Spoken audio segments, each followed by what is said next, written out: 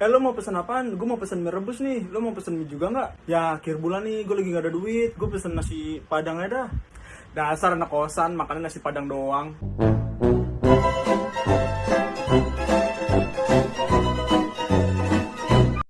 Ya elah so imut banget saya sambit keranjang kamu. Beberapa hari belakangan, medsos dihebohkan oleh sebuah berita. Berita ini tentang sebuah kabar yang meresahkan netizen Indonesia, khususnya netizen anak kos. Karena apa? Karena berita ini menyangkut sumber pangan mereka, yaitu mie instan. Kabar ini diutarakan atau disampaikan oleh Bapak Menteri Pertanian kita, Bapak Syahrul Yassin Limpo. Beliau mengatakan di sebuah webinar pada 8 Agustus 2022, beliau mengatakan masyarakat harus bersiap-siap karena kemungkinan harga mie instan akan naik 3 kali lipat.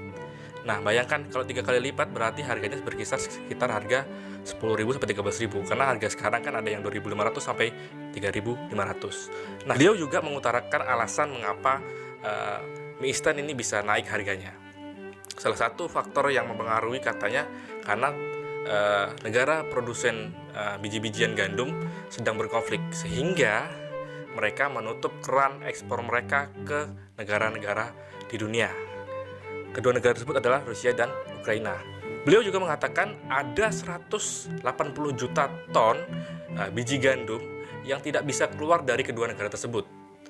Dan beliau juga mengatakan bahwa kemungkinan harga mie instan bisa naik gara-gara faktor itu. Iya, kita ketahui bahwa kedua negara tersebut merupakan produsen biji-bijian gandum terbesar dunia, yaitu sekitar 30-40% pasokan gandum dunia dipenuhi oleh negara Rusia dan Ukraina. Namun, berselang beberapa hari, Menteri Pertanian mengatakan bahwa beliau bertemu dengan direktur dari produsen mie instan terbesar di Indonesia, yaitu PT Indofood. PT Indofood mengatakan bahwa mereka konsisten untuk tidak menaikkan harga mie instan dalam waktu dekat ini. Hal tersebut disampaikan oleh direkturnya, yaitu Bapak Franky Welirang. Beliau juga mengatakan bahwa kemungkinan harga mie instan itu naik 3 kali lipat itu tidak mungkin, itu sangat berlebihan. Kalau toh memang akan naik, harganya tidak akan 3 kali lipat. Ia juga mengatakan bahwa harga gandum di dunia sekarang sudah di level tertinggi dan tidak mungkin akan naik lagi. Dan beliau juga mengatakan bahwa kebutuhan pasokan gandum kita tidak hanya dicukupi dari kedua negara yang sedang berkonflik, namun dari banyak negara. Nah, dengan kata lain, pasokan gandum untuk Indonesia saat ini masih aman dan masih stabil dan tidak memengaruhi kenaikan harga mie instan. Karena suplai pasokan gandum kita tidak hanya dari kedua negara tersebut. Ada beberapa negara yang mengekspor ataupun yang menyuplai kebutuhan gandum di Indonesia.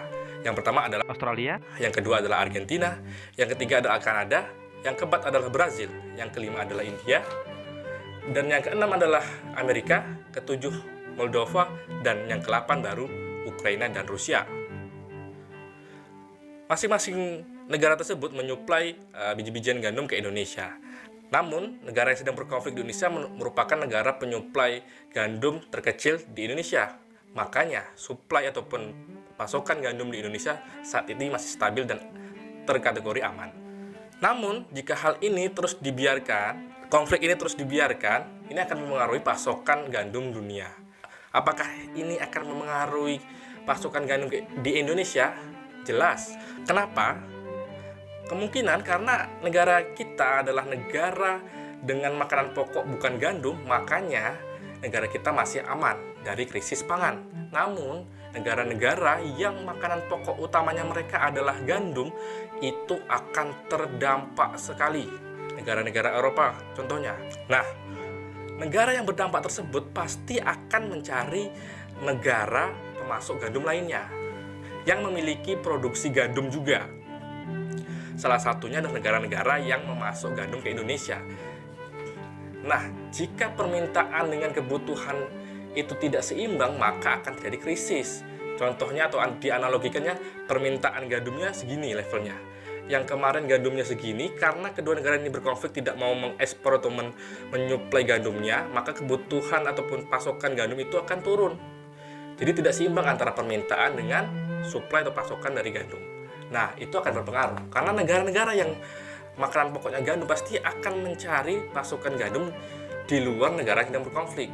Nah, jika negara-negara yang mengimpor ke Indonesia itu juga mengimpor ke negara-negara Eropa, maka ya kan produksi ataupun kebutuhan gandum ke Indonesia juga akan berkurang. Nah, jika itu terjadi, maka Indonesia juga akan terdampak oleh krisis gandum itu sendiri. Untuk mengantisipasi itu, pemerintah melalui Pak Jokowi, presiden kita kemarin melakukan kunjungan ke kedua negara tersebut. Salah satu misinya adalah untuk menyelesaikan masalah ini, agar kedua negara tersebut mau membuka gerbang ataupun keran ekspor gandumnya ke negara-negara di dunia. Nah, jika kalian yang mendukung perang ini terjadi, perkonflik ini terjadi, kalian salah. Karena apa? Jika perang ini ataupun konflik ini terus digalakkan atau dibiarkan saja, maka ini juga berdampak ke perekonomian seluruh dunia, termasuk Indonesia, termasuk juga krisis pangan. Jadi kita semua tidak boleh menganggap sepele masalah ini. Oke, ada yang menyeletuk begini, kenapa sih kita impor gandum, ya kan? Sedangkan petani kita, tanah kita subur, petani kita banyak, kenapa kita tidak menanam sendiri atau memproduksi gandum kita sendiri? Nah, mari kita bahas. Oke, bukan karena tanah kita tidak subur, bukan juga karena petani kita tidak mampu menanam, bukan juga ahli-ahli pertanian kita tidak bisa memproduksi. Namun menurut saya ini bukan kesalahan teknis, namun lebih ke faktor kultural ataupun budaya menanam masyarakat Indonesia. Diketahui bahwa masyarakat kita makanan pokoknya adalah beras dan bukan gandum. Dan dengan begitu, petani kita sudah terbiasa menanam beras. Secara teknis, peneliti-peneliti kita melalui Kementan di bawah balai-balai penelitiannya telah mengembangkan varietas-varietas maupun benih-benih unggul gandum untuk bisa ditanam di Indonesia. Namun bukan faktor teknis yang mempengaruhi kenapa Indonesia tidak bisa memproduksi gandum, tapi karena faktor kultural masyarakat petani Indonesia. Nah, kita tunggu saja ke depan apakah pemerintah kita akan memfokuskan pertanian khususnya di bidang tanaman gandum. Jadi kesimpulannya, harga mie instan tidak akan naik dalam waktu dekat ini. Jadi kita netizen kos-kosan masih aman suplai makanan kita. Oke, jika menurut kalian konten ini ataupun materi ini menarik dan ingin dibahas lagi lebih dalam, lebih detail, kalian bisa komen di bawah. Saya cukupkan materi hari ini tentang mie instan, kenaikan harga mie instan sampai di sini. Kalau kalian ingin lebih detail membahas kenapanya, kalian bisa komen di bawah. Ataupun kalian juga punya saran untuk materi-materi lain yang ingin kita bahas, kalian bisa komen di kolom komen di bawah. Jika kalian merasa juga konten-konten seperti ini menarik, kalian bisa share, like, serta subscribe channel kami. Jika kalian ingin bahan-bahan bacaan mengenai materi tadi, kalian bisa lihat sumber rujukan kami di bawah. Dan kalian juga bisa follow Instagram serta akun TikTok kami di bawah. Oke, sampai jumpa di konten selanjutnya. Bye-bye.